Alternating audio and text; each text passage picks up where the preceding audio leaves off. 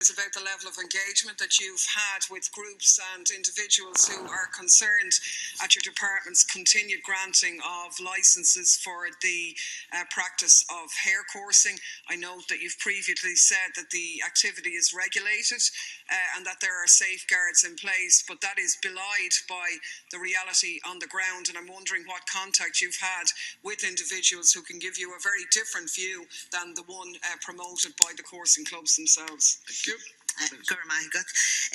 The control of live hare coursing, including the operation of individual coursing meetings, is carried out under the Greyhound Industry Act 1958, which is the responsibility of the Minister for Agriculture, Food and Marine. Hare coursing is administered by the Irish Coursing Club, which is a body set up under the Greyhound Industry Act 1958. Licences were issued by my department in August 2014 under the Wildlife Acts to the Irish Coursing Club on behalf of their affiliated clubs to facilitate the tagging and capturing of hares for the purpose of hare coursing for the 2014-2015 coursing season. I have received numerous representations in the last few months requesting me to revoke the licences issued to the Irish Coursing Club and asking me not to issue any further licences to the club. I understand that the majority of these representations have been prompted by an online campaign organised by anti-blood sports organisations urging people to make such representations to the Taoiseach, the Taoiseach, the Minister for Agriculture, Food and Marine and myself.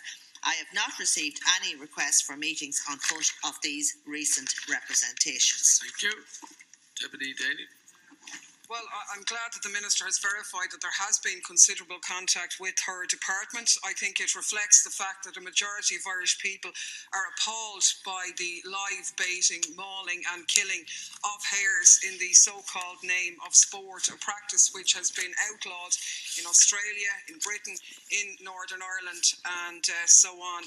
And I think, I hope the Minister will agree to maybe meet some of the groups, because the problem here is that the licences are being given to these clubs on the basis of certain conditions. Yet information obtained by some of the animal welfare organisations under freedom of information would show that many of those conditions are being violated.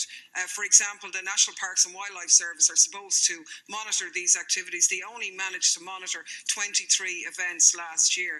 But for example, in Fermoy, a vet was called by the ranger. There was no vet there. That's one of the conditions of the licence. They're supposed to have a vet. Different numbers were given for the number of hares killed in Gorey and New Ross than were tallied by the rangers, again showing a bending of the rules. So there are unlawful practices going on there that I think your department needs to look at, and I wonder, would you meet some of the groups who have this information? Okay, I thank the Deputy for a response. I know this is an area you're very passionate about, but I just want to be clear, welfare or cruelty issues are a matter for the Minister for Agriculture and not me as Minister for Arts, Heritage and the Gaeltacht. My interest is in the conservation of the hare. That's my area of responsibility, and the scientific evidence available tells me that the conservation status of the hare is good.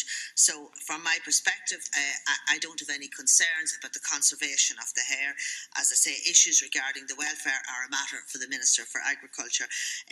I have no formal request for a meeting, but if people want to meet, they can contact my office, and we'll certainly look at trying to accommodate them.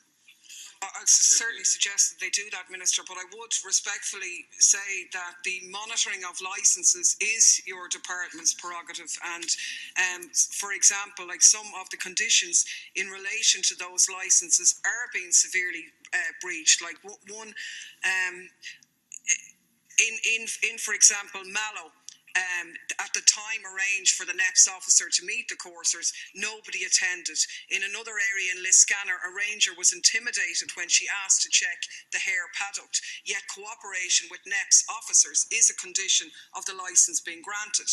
Having a vet on call is a condition of the licence, and some of these animal welfare groups, and indeed information from your own departments and National Parks and Wildlife officers, would verify that these breaches are taking place. So presumably when that happens, that is a basis for saying that the licence should be revoked. I mean, there is obviously a bigger picture that the activity in its entirety, in my opinion, should be banned, but there are issues that your department could look at now, because certainly the figures being handed in, you say you've no concern about the amount of hares out there, but the figures are at variance with the real experience of the NEPS officers. So I'll get the groups to contact you, and hopefully that might assist in advancing the issues.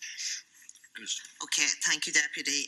Well, just as I said earlier, the conservation of the hare is my responsibility, and the evidence that I'm getting is telling me it's in good conservation status, and you know, from my perspective, there's no issues around conservation. But as I say, if they wish to contact my office, we'll certainly look at a request for a meeting. Thank you. Okay.